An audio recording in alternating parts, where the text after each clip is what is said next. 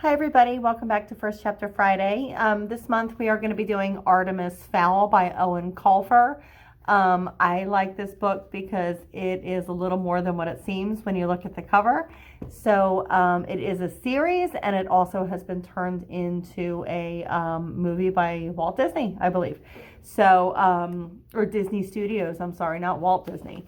But we're going to go ahead and just jump right in. This one starts with a short little prologue, and then we're going to do chapter 1. Okay, here we go. How does one describe Artemis Fowl? Various psychiatrists have tried and failed.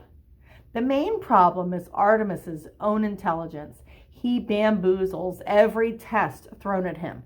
He has puzzled the greatest medical minds and yet sent many of them gibbering to their own hospitals.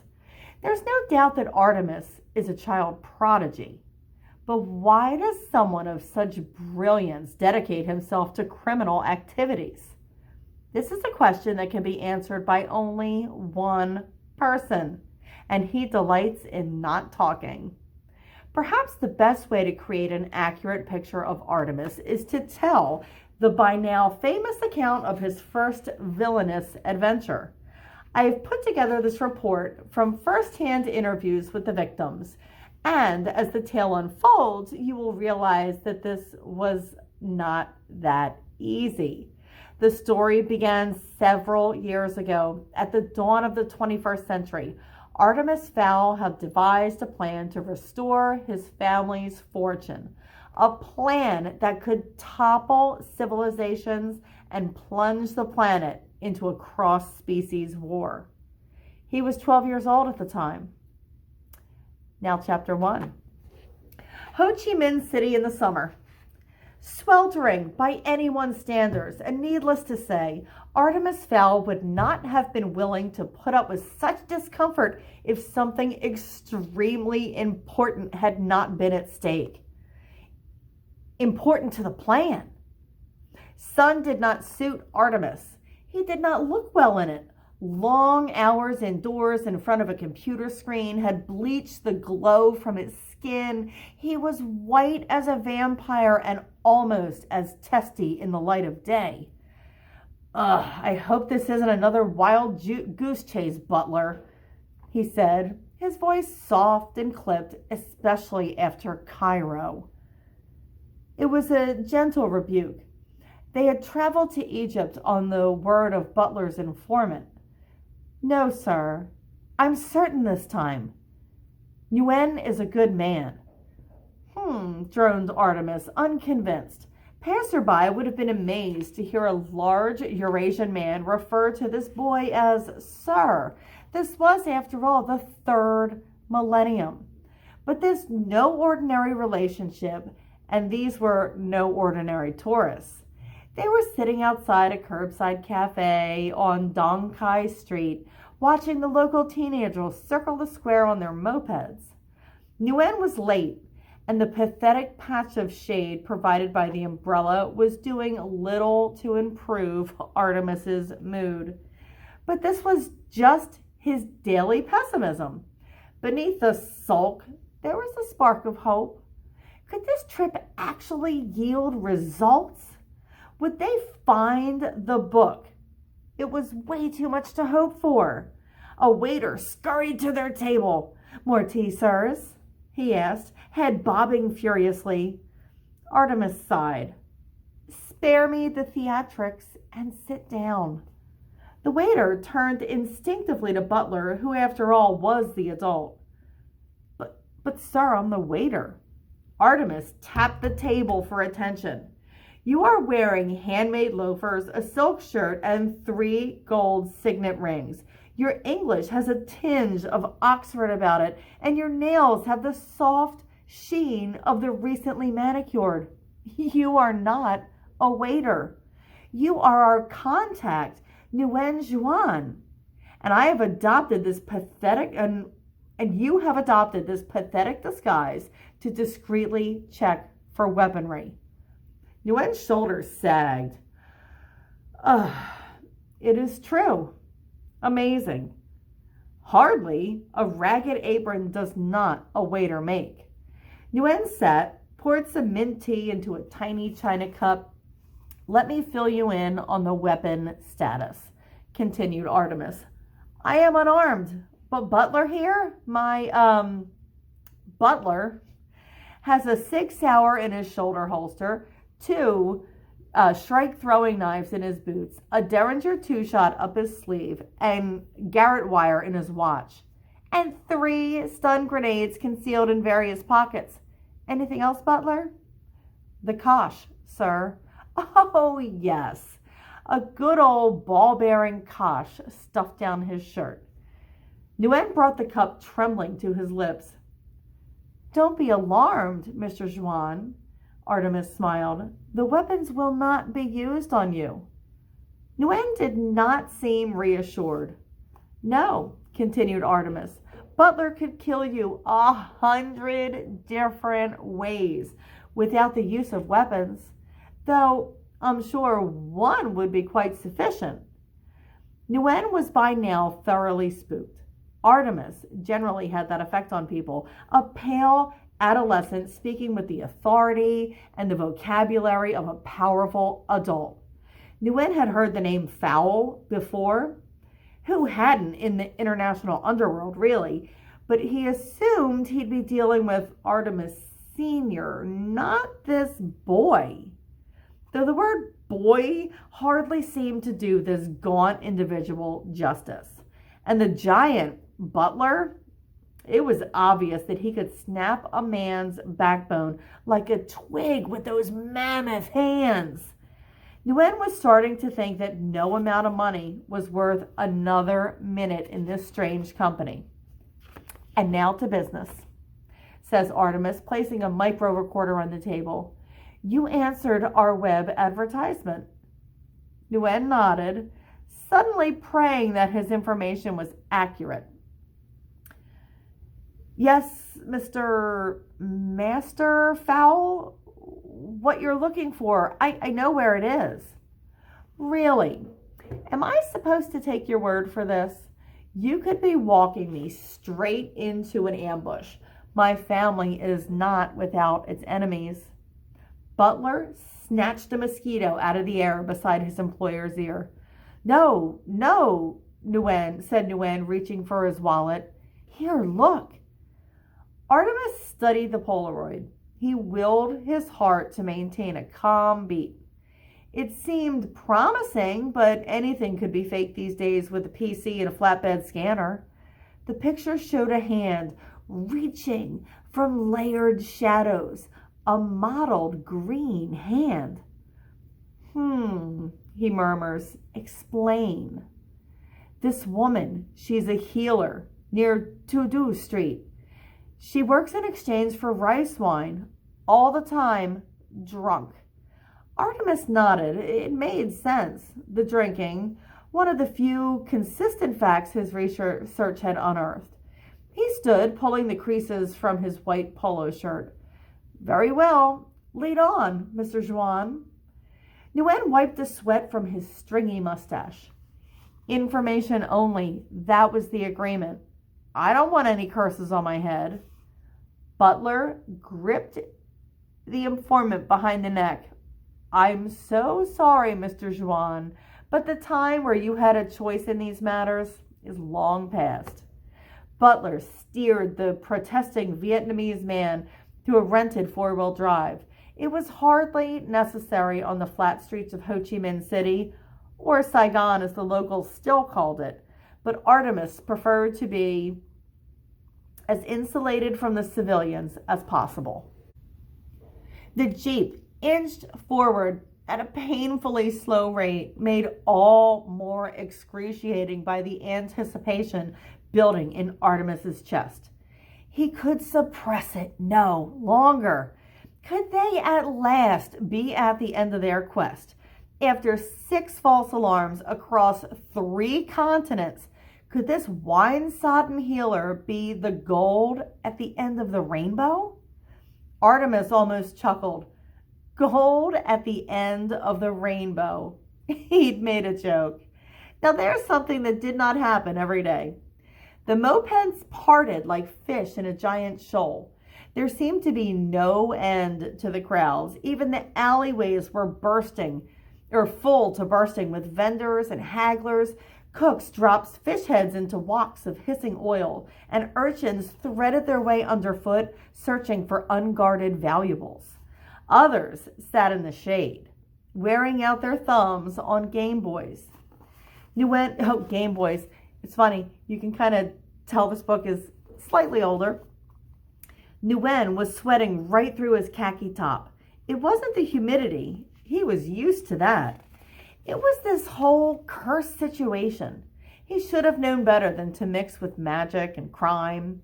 He made a silent promise that if he got out of this, he would change his ways. Does anybody think that's actually going to happen? No more answering shady internet requests, and certainly no more consorting with the sons of European crime lords. The Jeep could only go so far. Eventually, the side streets grew too narrow for the four-wheel drive. Artemis turned to Nguyen. It seems like we must proceed on foot, Mr. Juan. Run if you like, but expect a sharp and fatal pain between your shoulder blades. Nguyen glanced into Butler's eyes. They were a deep blue, so deep they were almost black. There was no mercy in those eyes. Don't worry, he said. I won't run. They climbed down from the vehicle. 1,000 suspicious eyes followed their progress along the steaming alley. An unfortunate pickpocket attempted to steal Butler's wallet. The manservant broke the man's fingers without even looking down. Then they were given a wide berth after that. The alley narrowed to a rutted lane. Sewage and drainage pipes fed directly into the muddy surface. Cripples and beggars huddled on rice mat islands. Most of the residents of the lane had nothing to spare, with the exception of 3. Well, demanded Artemis, where is she? Nguyen jabbed a finger toward a black triangle beneath a rusted fire escape. There, under there, she never comes out. Even to buy rice spirits, she sends a runner. Now can I go? Artemis didn't bother answering. Instead, he picked his way across the puddled lane to the lee of the fire escape. He could discern furtive movements in the shadows. Butler, could you please hand me the goggles? Butler plucked a set of night vision goggles from his belt and placed them in Artemis's outstretched hand. The focus motor buzzed to suit the light. Artemis fixed the glasses to his face, and everything came to be a radioactive green. Taking a deep breath, he turned his gaze to the squirming shadows. Something squatted on a raffia mat, shifting uneasily in the almost non-existent light.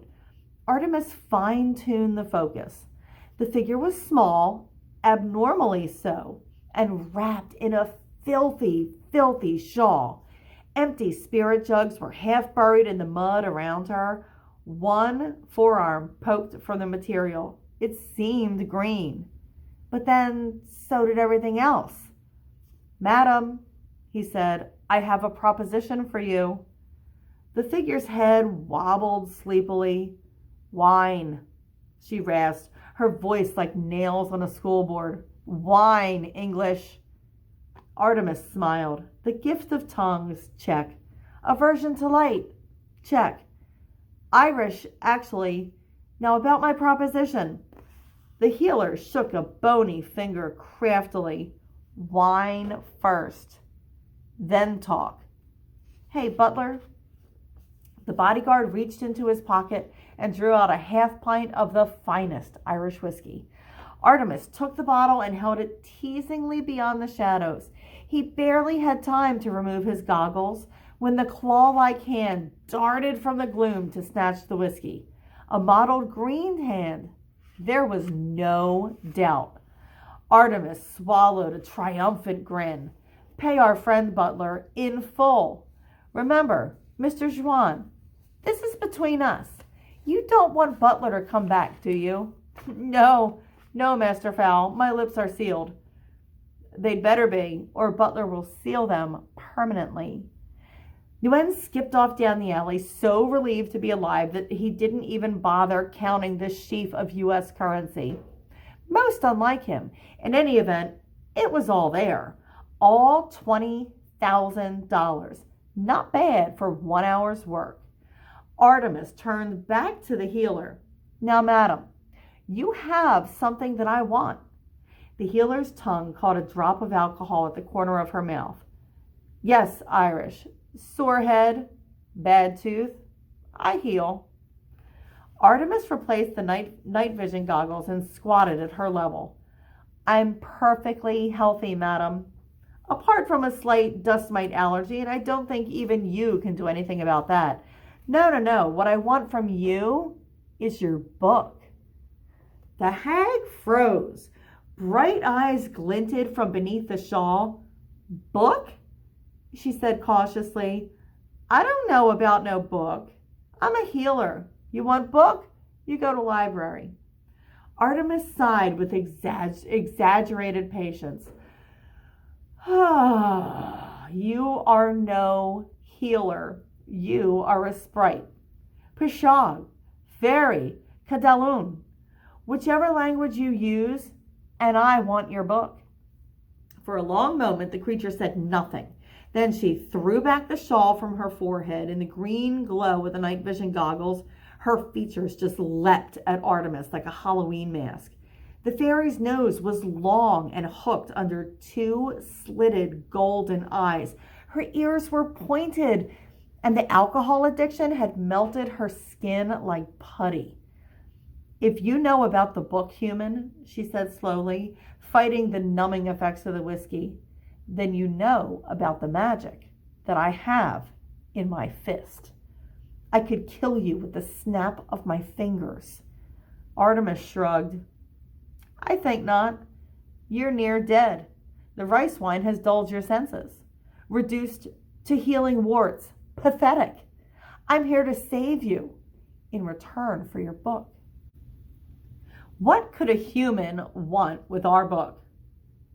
That's no concern of yours. All you need to know are your options. The sprite's pointed ears quivered. Options? 1, you refuse to give us the book. We go home, leaving you to rot in this sewer. Yes, the fairy said, I choose this option. Oh, no, don't be so eager. If we leave without the book, you'll be dead in a day. A day? A day? The healer laughed. I will outlive you by a century. Even fairies tethered to the human realm can survive the ages. Not with half a pint of holy water inside them, said Artemis, tapping the now empty whiskey bottle. The fairy blanched, then screamed, a high, keening, horrible sound. Holy water, you've murdered me, human! True, admitted Artemis. It should start to burn any minute now. The fairy poked her stomach tentatively. The second option? Listening now, are we? Okay, very well then. Option 2, you give me the book for 30 minutes only. Then I return your magic to you. The sprite's jaw just dropped open. Return my magic? Not possible. Oh, but it is. I have in my possession 2 ampules. 1, a vial of spring water from the fairy well 60 meters below the ring of Tara, possibly the most magical place on earth. This will counteract the holy water.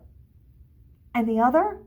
The other is a little shot of man-made magic, a virus that feeds on alcohol, mixed with a growth agent. It will flush every single drop of rice wine from your body, remove the dependence, and even bolster your failing liver. It'll be messy, but after a day, you'll be zipping around as though you were 1,000 years old again. The sprite licked her lips. To be able to rejoin the people? Tempting. How do I know I can trust you, human? You have tricked me once already. Well, good point. Here's the deal. I give you the water on good faith. Then, after I have a look at the book, you get the booster. Take it or leave it. The fairy considered the pain was already curling in her abdomen. She thrust out her wrist. I'll take it. I thought you might. Hey, Butler. The giant manservant unwrapped a soft Velcroed case containing a syringe gun and 2 vials. He loaded the clear one, shooting it into the sprite's clammy arm. The fairy stiffened momentarily and then relaxed.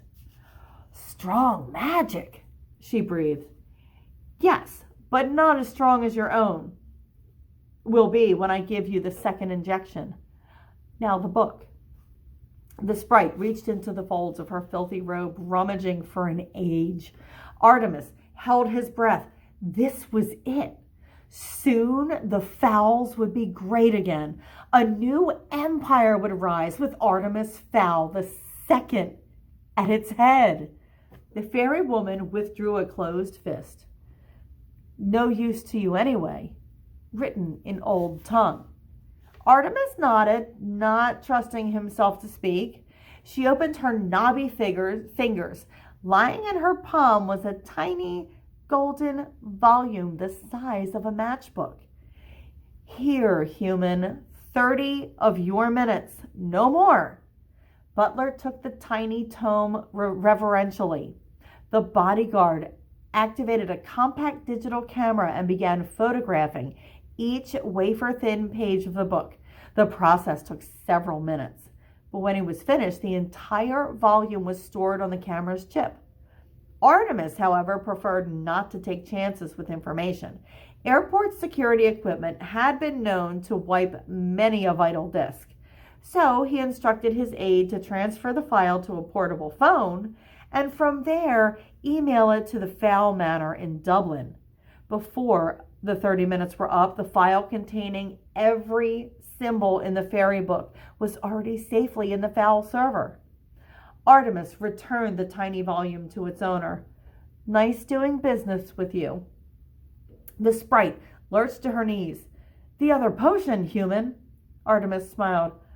Oh, yes, the restoring booster. I suppose I did promise. Yes, human promised. Very well. But before we administer it, I must warn you, the purging is not pleasant. You are not going to enjoy this one little bit. The fairy gestured around at her squalid filth. You think I enjoy this? I want to fly again. Butler loaded the second vial, shooting this one straight into her carotid artery. The sprite immediately collapsed on her mat, her entire frame quivering violently. Time to leave, Artemis commented. 100 years of alcohol leaving a body by any means possible is not a pretty sight. Now, a little side note, the Butlers had been serving the Fowls for centuries. It had always been that way. Indeed, there were several eminent linguists of the opinion that this is how the common noun had originated. Butler. The first record of this unusual arrangement was when Virgil Butler had been contracted as servant or bodyguard to cook to Lord Hugo de Fowl for one of the first of the great Norman Crusades.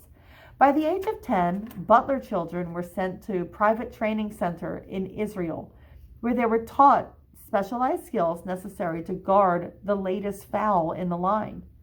These skills included cordon bleu cooking, marksmanship, a customized blend of martial arts, emergency medicine, and information technology. If at the end of their training there was not a fowl to guard, then the Butlers were eagerly snapped up as bodyguards for various royal personages, generally in Monaco or Saudi Arabia. Once a fowl and a butler were put together, they were paired for life. It was a demanding job and lonely, but the rewards were very handsome if you survived to enjoy them. If not, then your family received a 6-figure settlement plus a monthly pension. The current butler had been guarding young Master Artemis for 12 years, since the moment of his birth, and though they adhered to the age-old formalities, they were much more than master and servant. Artemis was the closest thing that Butler actually had to Artemis was the closest thing Butler actually had to a friend, and Butler was the closest thing that Artemis had to a father, albeit one who obeyed his orders. Butler held his tongue until they were aboard the Heathrow connection from Bangkok, and then he just had to ask, Artemis? Artemis looked up from the screen of his power book. He was getting a head start on the translation. Yes? The sprite, why didn't we simply keep the book and leave her to die? Well, a corpse is evidence, Butler. My way, the people will have no reason to be suspicious. But the sprite, I hardly think she will confess to showing humans the book. In any case, I mixed a slight amnesiac into her second injection. When she finally wakes up, the last week will kind of be a blur. Butler nodded appreciatively. Always 2 steps ahead. That was Master Artemis. People said he was a chip off the old block. They were wrong. Master Artemis was a brand new block, the likes of which had never been seen before. Doubts assuaged, Butler returned to his copy of Guns and Ammo, leaving his employer to unravel the secrets of the universe. And that is the end of chapter 1. Artemis Fowl, this is the first book in the series. It's available in regular print, graphic novel, and a series of audiobook, e-audio, and then regular ebook fashion. So feel free to get this in any format that you like through the catalog. All right. Thanks for listening, guys. I'll see you next month. Bye-bye.